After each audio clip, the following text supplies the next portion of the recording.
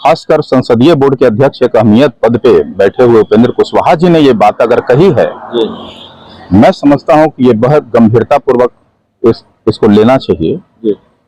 और जैसा कि उनका चरित्र रहा है उपेंद्र कुशवाहा जी का, किसी के वो सगे हो नहीं सकते हैं। एनडीए में केंद्रीय मंत्री रहे, एनडीए का साथ छोड़ उन्होंने अलग लड़ाई लड़ने की ठानी। 2020 में सिफर हुए, पूरी तरह खारिज कर दिए गए। बिहार की जनता ने उन्हें पूरी तरह नकार दी। यह बात सच है, जैसे गठबंधन धर्मिता का पालन होना चाहिए एनडीए के अंदर, जदयू बिल्कुल नहीं निभा रही है और उन्होंने अपना स्पष्ट रुख किया है।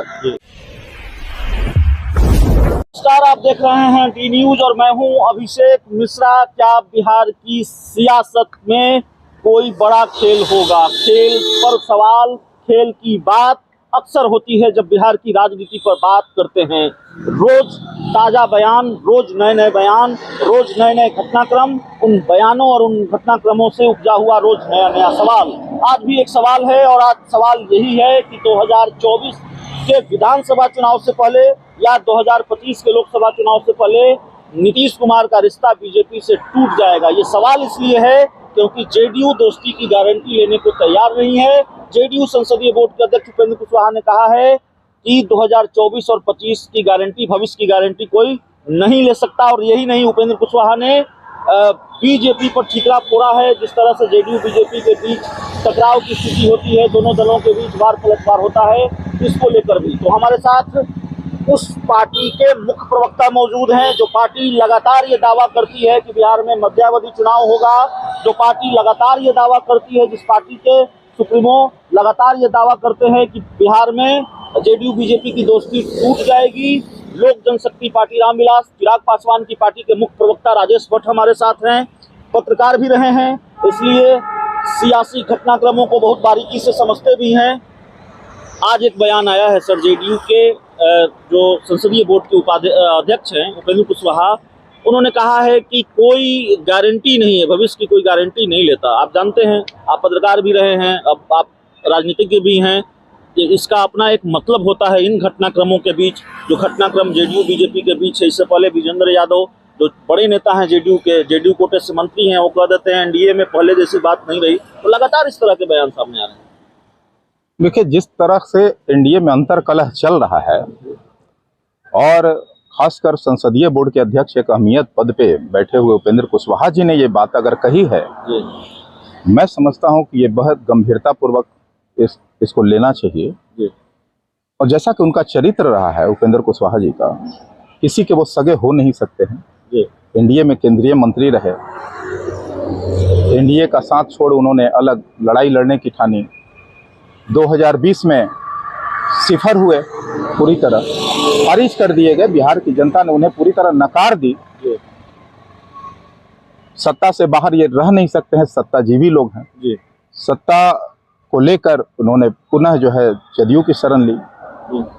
अब अपनी प्रकृति का बयान जो है वो लगातार करते रहते हैं और अगर पार्टी में इन्वॉल्व है और पार्टी के एक अहम पद पर हैं, तो निश्चित तौर पर अब उनका जो मिजाज है, उस मिजाज के अनुसार वो पार्टी को भी धकेलना चाहते हैं। और यह बात सच है, जैसे गठबंधन धर्मिता का पालन होना चाहिए एनडीए के अंदर, जदयू बिल्कुल नहीं निभा रही है और उन्होंने अपना स्पष्ट रुख किया है, इसमें कहीं कोई संदेह नहीं है।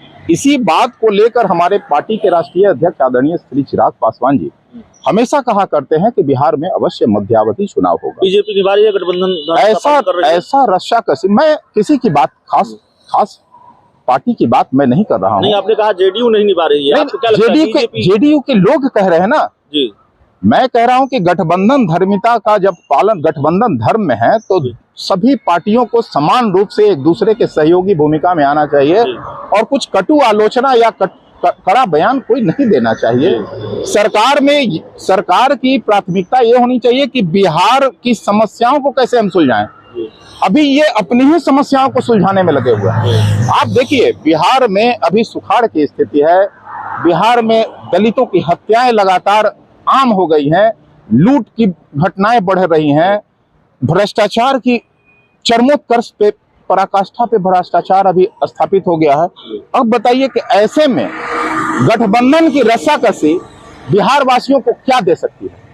मैं आप ही से जानना चाहता हूं, बिहार के लोगों ने जिस आस्था और विश्वास के साथ इनको अपना जो है दिया था मैंडेट, आज उस मैंडेट का कहीं ना कहीं अपमान हो रहा है। बिहार की जनता पूरी तरह ठगी महसूस कर रही है। सवाल जो है, आप जिन चीजों का जिक्र कर रहे हैं, दलितों की हत्याएं हो रही हैं, वो तमाम घटना, और आपकी पार्टी के सुप्रीमो ने कल प्रेस कॉन्फ्रेंस भी की।